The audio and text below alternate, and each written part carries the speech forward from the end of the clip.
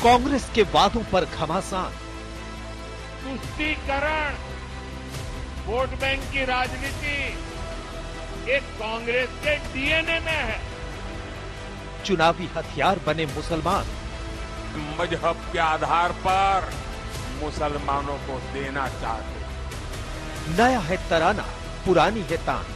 हमारे मैनिफेस्टो में कहीं हिंदू मुस्लिम का जिक्र हो तो या तो हम राजनीति छोड़ देंगे, और अगर जिक्र नहीं हो तो ये राजनीति छोड़ देंगे।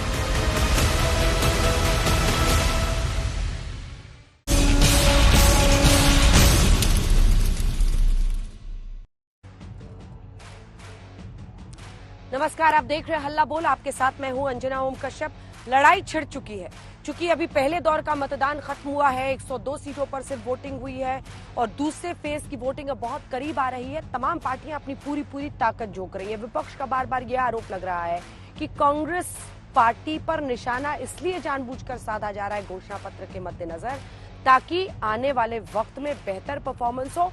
पहले फेज में फ्लॉप शो रहा है बीजेपी के। देखिए, कांग्रेस के घोषणा पत्र पर लग रहे हैं झटके और धर्म पर आकर अटके। आज हल्ला बोल में हम इसी पर बहस करेंगे, क्योंकि ये बीजेपी का कहना है कि जो SC ST के लिए आरक्षण है उसकी सीमा 50% से ऊपर बढ़ाने की बात अगर बीजेपी कर रही है तो वो आरक्षण SC ST का भी मुसलमानों को दे देंगे।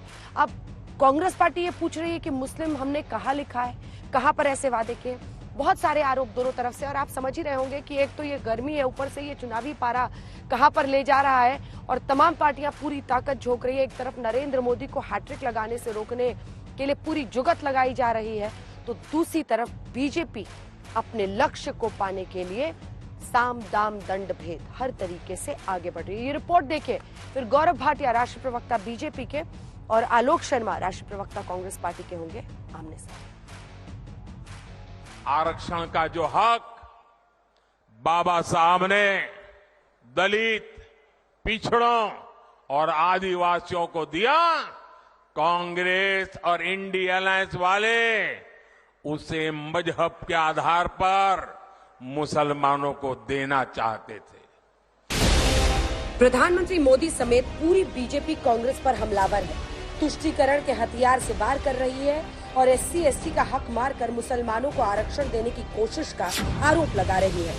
अब सवाल ये कि आखिर बीजेपी को वो मुद्दा मिला कहां से। दरअसल कांग्रेस ने सामाजिक न्याय की बात करते हुए अपने घोषणा पत्र में लिखा है कि कांग्रेस पार्टी अनुसूचित जाति, अनुसूचित जनजाति, अन्य पिछड़ा वर्ग एवं गरीब सामान्य वर्ग को मिलने वाले आरक्षण पर 50% की सीमा हटाएगी। कांग्रेस के घोषणा पत्र के इसी वादे ने पार्टी की मुश्किलें बढ़ा दी।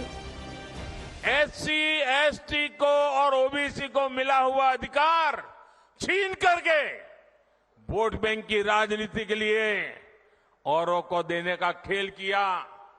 कांग्रेस ने इतने प्रयास ये जानते बूझते किए कि ये सब संविधान की मूल भावना के खिलाफ था। मुस्लिम आरक्षण को लेकर लगातार हमले हो रहे हैं तो कांग्रेस सफाई दे रही है। हम तो देख रहे हैं कि चुनौती भारतीय जनता पार्टी के लिए बढ़ती जा रही है, और पहले चरण में जो चुनौती बढ़ी उसका ये नतीजा निकला कि प्रधानमंत्री की जुबान फिसल जाती है। जिस तरह की भाषा का इस्तेमाल कर रहे हैं, ये भाषा गैर संवैधानिक है। हमारा मैनिफेस्टो पढ़ा नहीं, हमारे मैनिफेस्टो में कहीं हिंदू मुस्लिम का जिक्र हो तो या तो हम राजनीति छोड़ देंगे, और अगर जिक्र नहीं हो तो ये राजनीति छोड़ दें।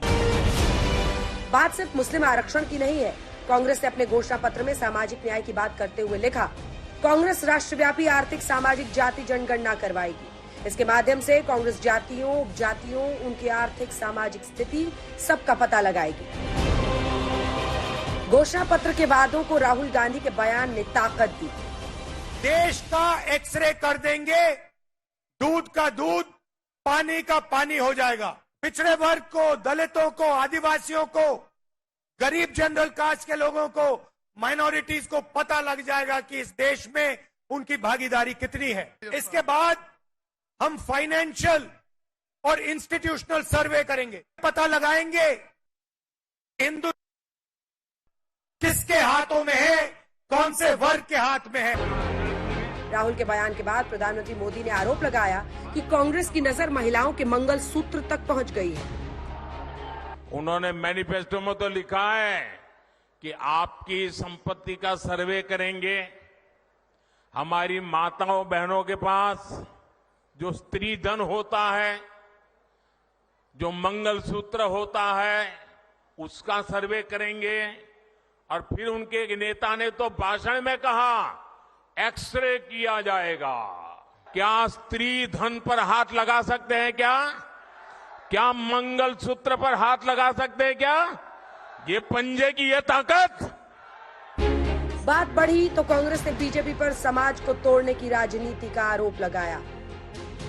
सबके लिए हमने दिया है और जो चीजें सबको मिलते हैं वो हर एक को मिलता है। इनका क्या है, इलेक्शन जीतने के लिए जो करना है वो कर रहे हैं, देश के लिए कुछ नहीं कर रहे हैं। कांग्रेस की घोषणा पत्र पर एक नहीं कई विवाद है। अल्पसंख्यकों की बात करते हुए पार्टी ने लिखा कि कांग्रेस का मानना है कि तानाशाही या बहुसंख्यकवाद के लिए देश में कोई जगह नहीं। इसके बाद बीजेपी ने कांग्रेस पर तुष्टीकरण वाले हथियार को धार दी। कांग्रेस और इंडिया अलायंस जब सत्ता में था तो ये लोग दलितों पिछड़ों के आरक्षण में सेंधमारी करके वोट बैंक पॉलिटिक्स के लिए उनकी खास जमात को अलग से आरक्षण देना चाहते थे, जबकि संविधान इसके बिल्कुल खिलाफ है। कांग्रेस ने अपने घोषणा पत्र में लिखा कि अल्पसंख्यक अपने मानवीय और नागरिक अधिकारों का इस्तेमाल कर सके, इसके लिए उनका आर्थिक सशक्तिकरण आवश्यक है। कांग्रेस के इस वादे पर बीजेपी ने देश के संसाधनों का हिसाब किताब पूछ लिया। बात पाकिस्तान तक पहुंच गई। Congress party's manifesto has been prepared in a way that they win election in Pakistan. The manifesto is more for the people of Pakistan, less for the people of India. Congress अपने घोषणा पत्र में लिखा, भाषीय और धार्मिक अल्पसंख्यकों को भारत के किसी अन्य नागरिक की तरह ही मानव और नागरिक अधिकार प्राप्त है। कांग्रेस भारत में अल्पसंख्यकों के अधिकारों को बनाए रखने और उनकी रक्षा करने के लिए प्रतिबद्ध है। इन वादों के बाद पूर्व गृह मंत्री पी चिदंबरम ने सीएए और एनआरसी हटाने का वादा कर डाला। We are absolutely clear that the Citizenship Amendment Act will be repealed. BJP ने पूछ लिया कि जनता कांग्रेस को फिर मौका दे रही है क्या? चिदंबरम ये नहीं कहते हैं कि सीए में क्या बुराई है, हम सीए हटा देंगे। क्यों हटाना है?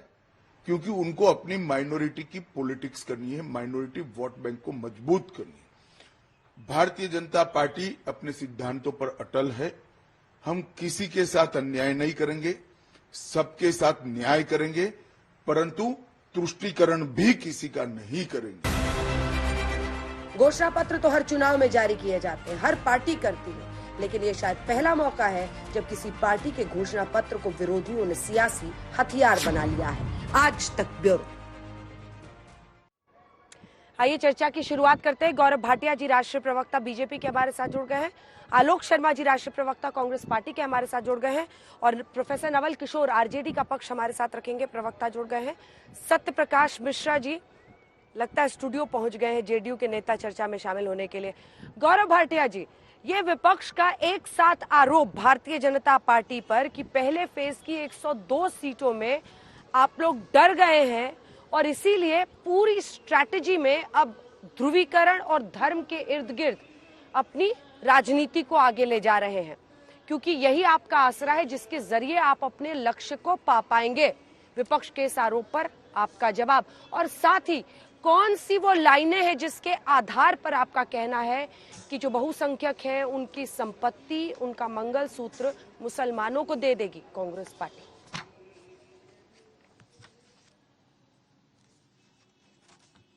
देखिए अंजना जी, सबसे पहले तो मैं ये कहूंगा कि पहले फेज के चुनाव के बाद हताश, निराश कोई है तो वो घमंडिया और इंडिया अलायंस है, और आपको वजह बताता हूं।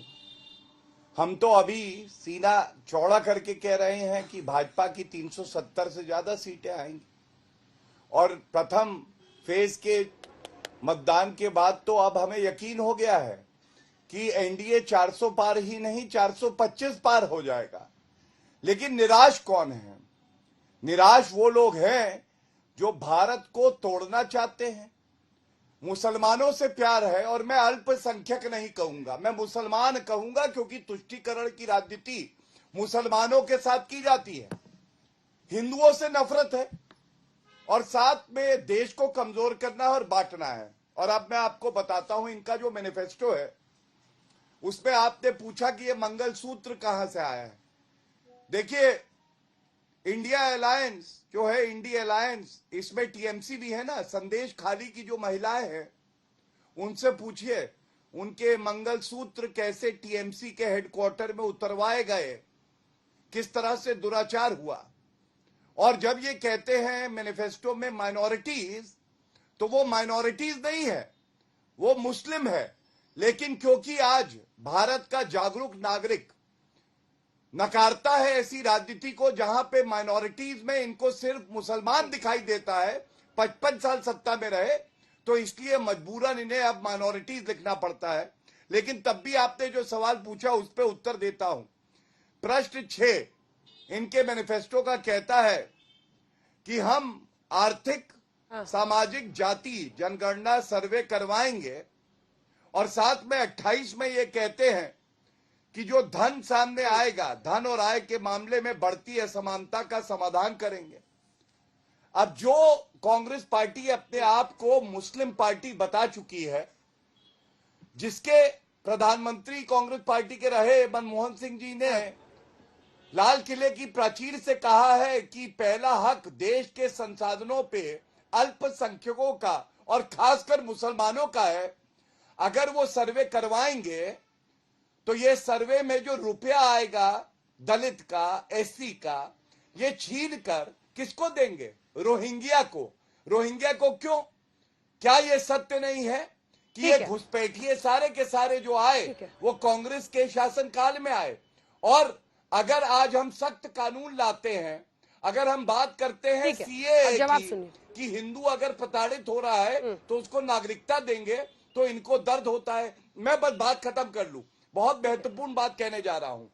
आपने एक और बात कही माइनॉरिटीज वाली, तो मैं आपको बताता हूं ये तथ्य बड़ा अहम है।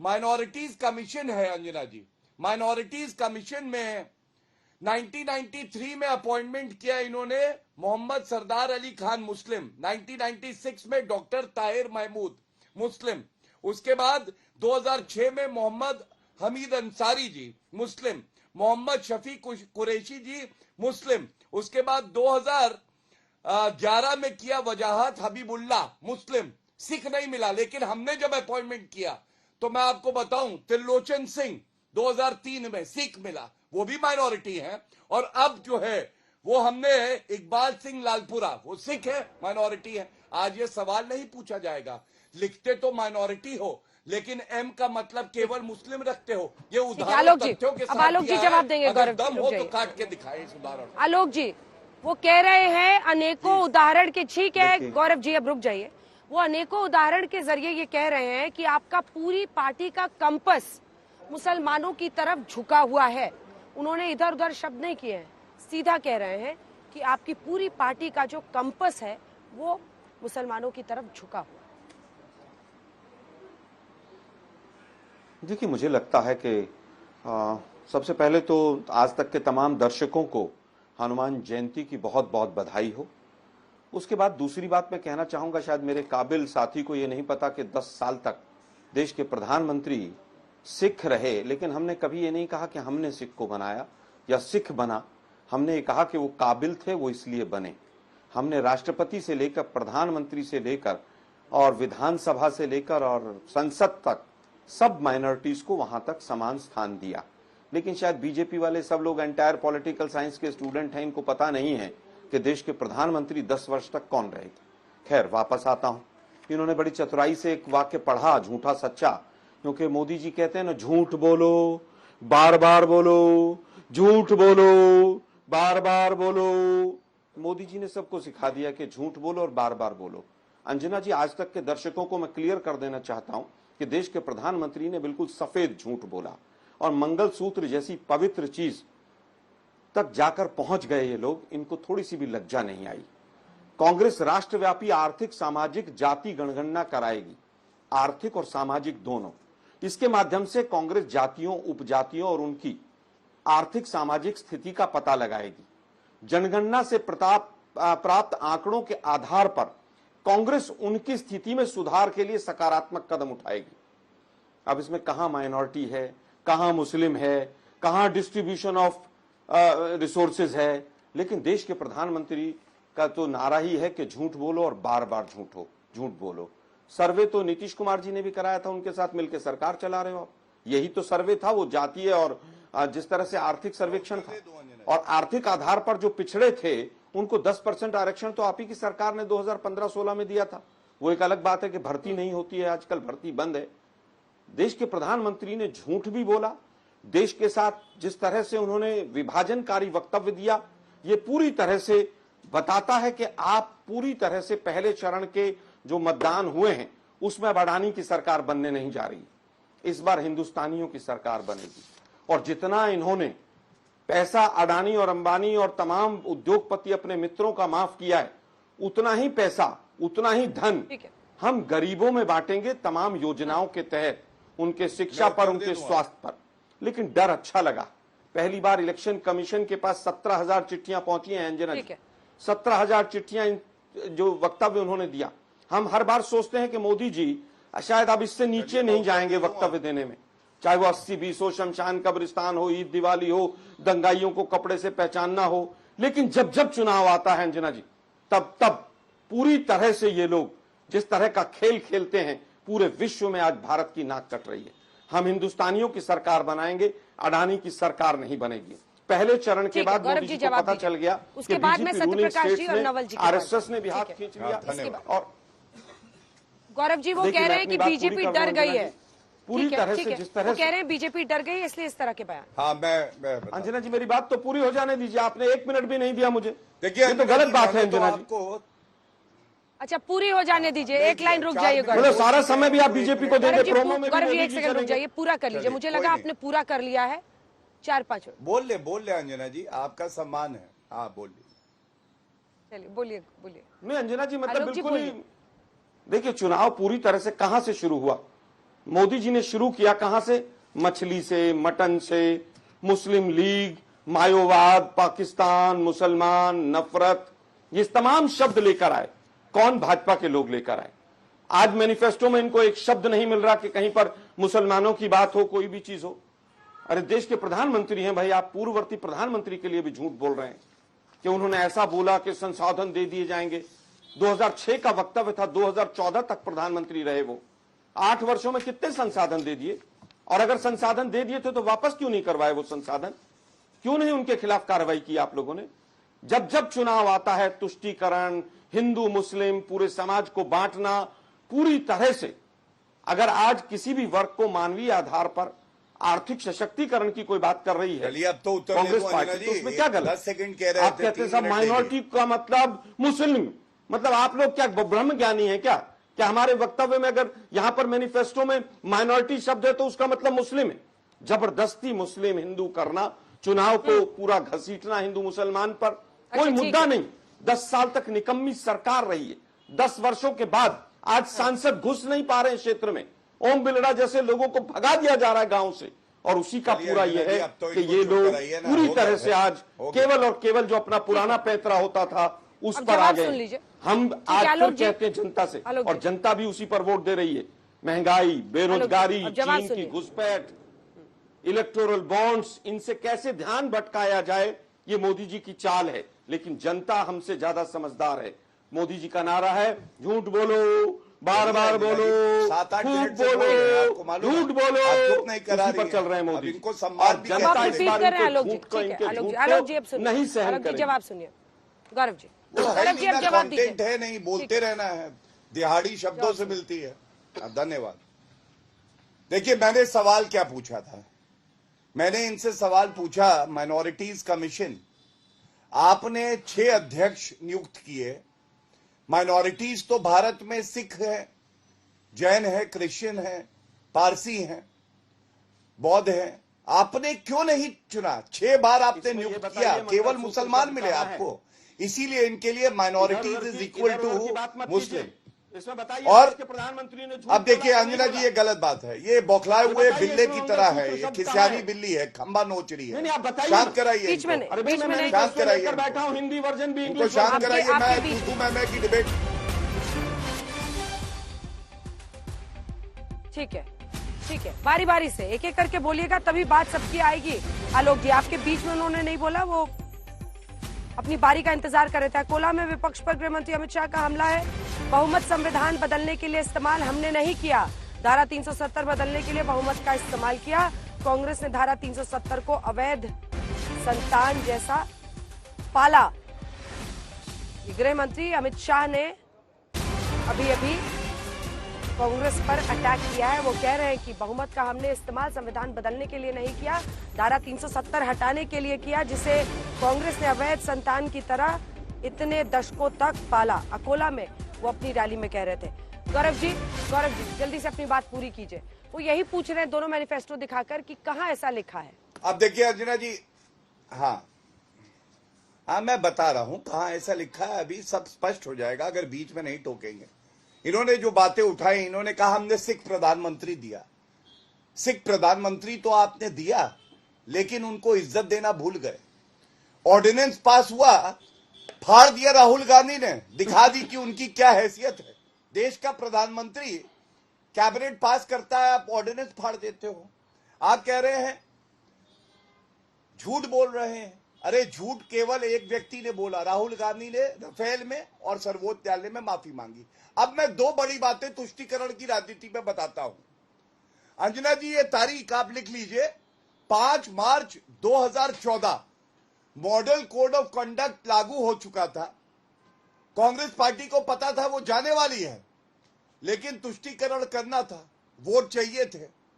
123 ऐसी प्रॉपर्टीज हैं दिल्ली में जो इन्होंने नोटिफिकेशन से वक्फ बोर्ड को दे दी।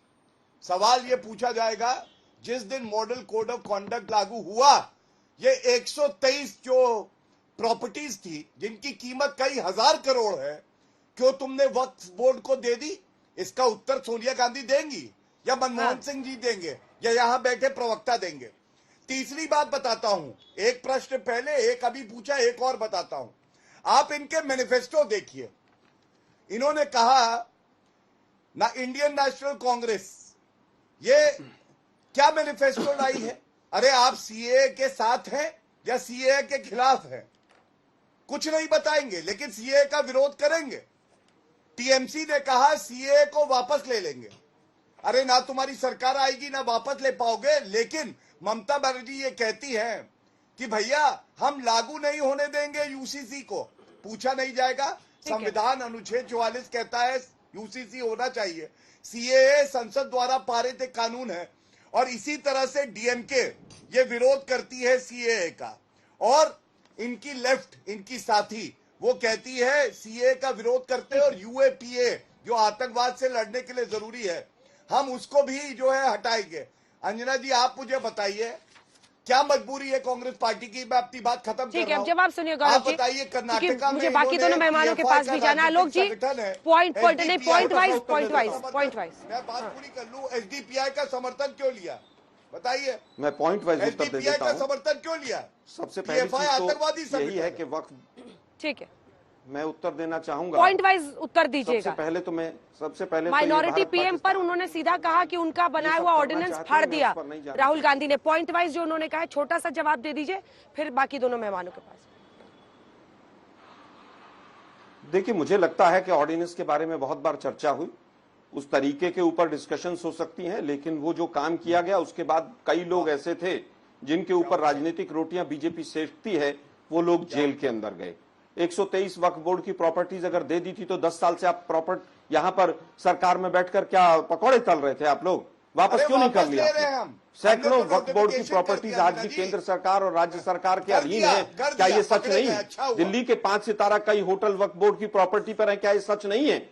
लेकिन 10 साल से क्या पकौड़े तल रही थी सरकार? केवल हिंदू मुसलमान चुनाव में याद आता है। सीए 2020 से अभी तक 2020 से अभी तक क्यों नहीं लागू किया आप लोगों ने?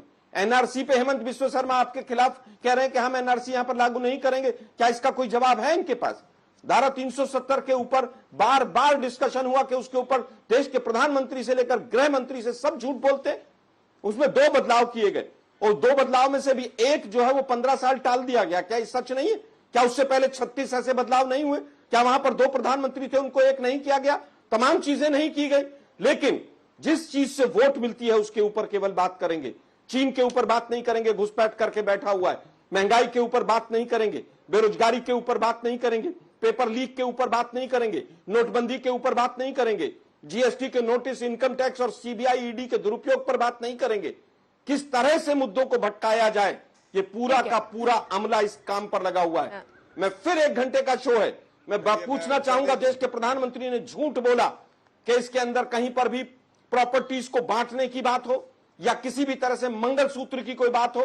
देश के प्रधानमंत्री को पूरे देश से माफी मांगनी चाहिए और माफी नहीं, इलेक्शन कमिशन जो सो रहा है उसको जाकर कार्रवाई करनी चाहिए। पहली बार हुआ किसी देश के प्रधानमंत्री के किशोर को भी दिखाइए। 17,000 चिट्ठियां जाती हैं। सेकंड राउंड में आप दोनों के बाद वापस आएंगे। बताइए सत्यप्रकाश मिश्र जी, कांग्रेस पार्टी पूछ रही है कि आप कह रही है हमने मैनिफेस्टो में ये नहीं लिखा है, ये झूठ है हमारे खिलाफ। मैं कांग्रेस के मैनिफेस्टो पे एक बात कहूंगा, न्याय पत्र के नाम पर वो देश रही भटकाए, झूठ झूठ वो बांट रही, जनता देगी निपटाए। ये वो कांग्रेस पार्टी है, जब इसकी यूपीए की सरकार थी तो आर्थिक स्तर पे कहती थी कि 10 रुपए में खाना मिल जाता है देश के लोगों को, और गरीबी रेखा का जो वो परिभाषा बताती थी, आज के मैनिफेस्टो में कुछ अलग झूठ बता रही है। सच्चर कमेटी बनाया था जिस कांग्रेस पार्टी ने, उस कमेटी का क्या हुआ? आलोक शर्मा जी टीका लगाकर तो बैठे हैं, सच्चर कमेटी के रिपोर्ट पे भी बैठ गए। सच्चाई तो अल्पसंख्यक के बड़े दुश्मन है आपकी पार्टी।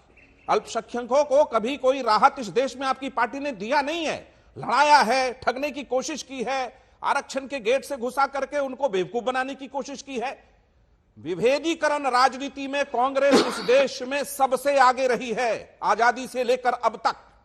हमेशा अल्पसंख्यकों को, खास करके मुस्लिम वर्ग को, वो दोयम दर्जे का नागरिक बना के रखा है। भारतीय जनता पार्टी और एनडीए की सरकार बनी और बराबरी का अधिकार इस देश में सुनिश्चित हुआ। महिलाओं को यदि ट्रिपल तलाक पर कोई बात सुप्रीम कोर्ट में सुनी, आलोक जी आप बोल रहे थे तो मैं नहीं बोल रहा था। ये संस्कार आपके, मुझे नहीं, ये ठीक नहीं है। आलोक जी मिर्ची लगी है, मैंने सही जगह हमला किया, तिलमिलाए हैं। जब वो बोल लेंगे उसके बाद जवाब तिलमिलाए हैं, हमला सही जगह किया मैंने आलोक जी, सही जगह लगा है। देश को एक सूत्र, मंगल सूत्र में यदि बांध कर रखने की बात हो, आप भारत जोड़ो रुक जाइए, अपनी बारी का इंतजार कीजिए। आलोक जी मैं आपके पास आऊंगी, आलोक जी मैं आपके पास आकर आपसे जवाब ले लूंगी। थोड़ा सा रुक जाइए, थोड़ा सा। आलोक जी बिल्कुल ठीक नहीं डिबेट को। आलोक जी मैंने सही जगह तीर निशाने पे लगाया, मैं समझ रहा हूँ सच कड़वी होती है, सच आपको सही जगह लगाया है, सही जगह सच लगाया आपको। क्या सच कड़वी है? पत्र से देश को आप भटका नहीं पाए। लेकिन किसी अंजना जी प्लीज उनका या तो ऑडियो डाउन करिए उनका, ये बोलने नहीं दे रहे मुझे। निशानी है और इसके ऊपर अरे आलोक जी आपकी बारी आएगी, बोलिएगा। आलोक जी मैंने तीर सही निशाने पे लगाया, आपके झूठ से पर्दा उठाया, आपका चेहरा बेनकाब किया है कि आप इस देश में अल्पसंख्यकों के हितैषी नहीं है। केवल ये बताइए हनुमान जी की सरकार बनी, समाजवादी मूल्यों का उसमें हनुमान जी और गौरवान्वित आपकी पार्टी ने बात पूरी कीजिए, हमेशा उनको हाशिए पर रखा।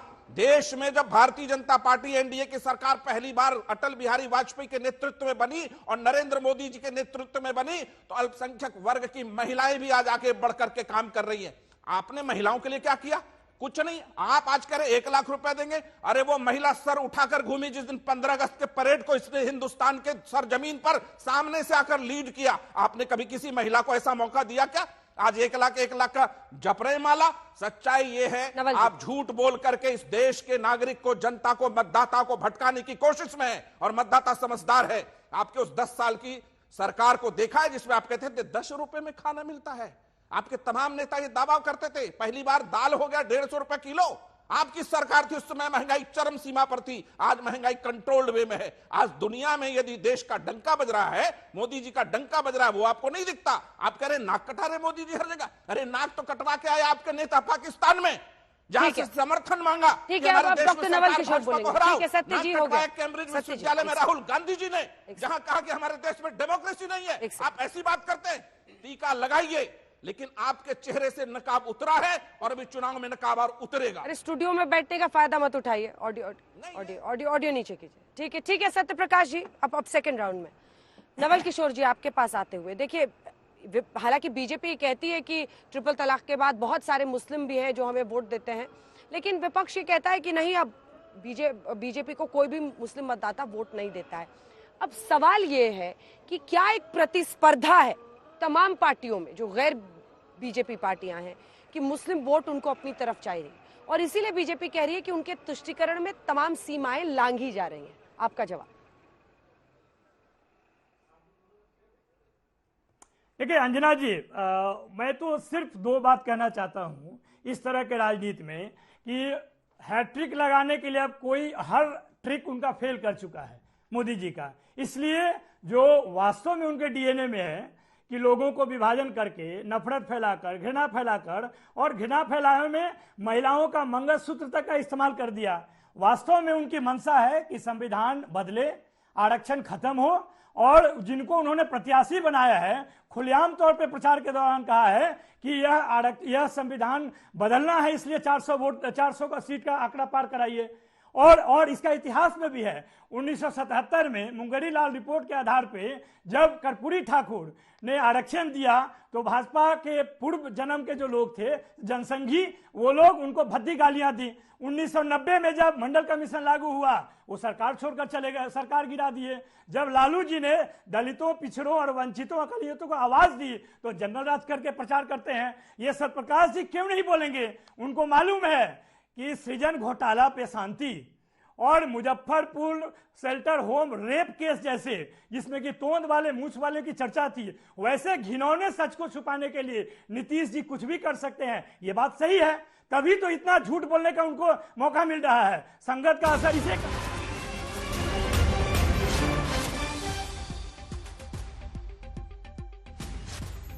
एक बड़ी खबर इस वक्त आ रही है, आपको बता दें, लालू प्रसाद यादव की बेटी रोहिणी आचार्य के खिलाफ इलेक्शन कमीशन में शिकायत दर्ज की गई है। दरअसल जो जानकारी आ रही है उसके मुताबिक सम्राट चौधरी के खिलाफ दिए गए बयान को लेकर, उनके परिवार पर दिए गए बयान की वजह से ये शिकायत दर्ज कराई गई है। चुनाव आयोग में ये शिकायत दर्ज कराई गई है।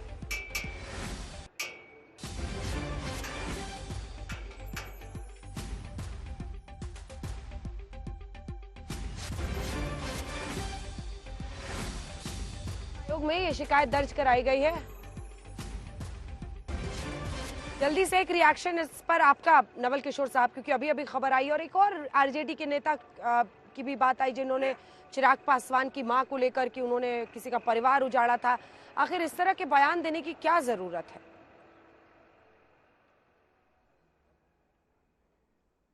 नहीं, देखिए सम्राट चौधरी का बयान तो पूरे सार्वजनिक पटल पे है। उन्होंने बाप बेटी के संदर्भ में लालू जी पर, रोहिणी जी पर कितना घिनौना और गंदा बयान दिया, ये तो पूरा देश ने सुना था ना। जिस तरह की बात वो करेंगे उसका जवाब भी नहीं दिया जाए। उन्होंने कोई ऐसी बात नहीं कही है। देखिए चुनाव आयोग के विषय में तो एक सर्वे भी आ गया कि 52% लोगों को लगता है कि चुनाव आयोग निष्पक्ष नहीं है। वैसे चुनाव आयोग से क्या उम्मीद हो सकता है कि वो कुछ कदम उठाए, लेकिन हमारा ये कहना है कि जनता सब देख रही है और इसका जवाब जो है चुनाव के दरमियान मतपत्र से और मतदान से ही मिलेगा। और इसकी घबराहट भारतीय जनता पार्टी में है, वो चाहे शीर्ष नेता हो, चाहे प्रवक्ता हो, चाहे कार्यकर्ता हो, यही चीज वहां पे दिख रहा है। बाकी तो हम मुद्दों पे बात करते हैं, नौकरी पे बात करते हैं, रोजगार पे बात करते हैं, और हमने करके दिखाया है। हम आरक्षण पे इसीलिए इस तरह बात नहीं करते हैं। हमने जातीय जनगणना बिहार में कराया है 17 महीने में, उसके हिसाब से आबादी के अनुसार हिस्सेदारी 75% की दी है। इसमें कोई क्या छुपाने वाली क्या बात है? इसमें इस देश में 100 में 90 शोषित हैं, उनके साथ न्याय तो होना चाहिए ना। मोदी जी इतिहास में घूमते रहते हैं और न्याय वर्तमान तक देने की बात होती है, वहां पर कहते हैं कि ये लोग अकलियत की राजनीति करते हैं, तो ये लोग समाज को बांटते हैं। पूरी तरह से उनकी मंशा है कि बाबा साहब के संविधान को बदल दें और देश में संघ के विधान से काम करें। आपके बगल में चिराग पासवान जी बैठते हैं और आप परिवारवाद पर भाषण देते हैं। आपके बगल में सम्राट चौधरी बैठते हैं, उनके पिता और माता दोनों राजनीति में थे और आप भाषण देते हैं परिवारवाद पे। इस तरह का झूठा और ढकोसला बयान और राजनीति जो है वो तो भारतीय जनता पार्टी पे है। बड़े खुशी की बात है कि अंजना जी चर्चा कर रही है कांग्रेस पार्टी के घोषणा पत्र पे, भारतीय जनता पार्टी के घोषणा पत्र में तो झूठ के अलावा कुछ है ही नहीं। जो उन्होंने पहले भी बोला है वो भी झूठा और जुमला साबित हुआ है, वो चाहे 14 हो या 19 हो। और आज इसी डर से वो अपने घोषणा पत्र में न रोजगार की चर्चा करते हैं न नौकरी की चर्चा करते हैं। क्या चर्चा करते हैं? 80 लाख गरीबों को हमने मुफ्त में राशन दिया। अरे भाई 80 लाख को तो आपने गरीब बना दिया। यही सच है। आपकी राजनीति जो है लोगों को गरीब बनाना, लोगों को एक दूसरे से लड़ाना, हिंदू मुस्लिम में बांटना, यही आपकी राजनीति है। और लोग इसको नकार चुके हैं और इस बार उसका मिलेगा आपको जवाब।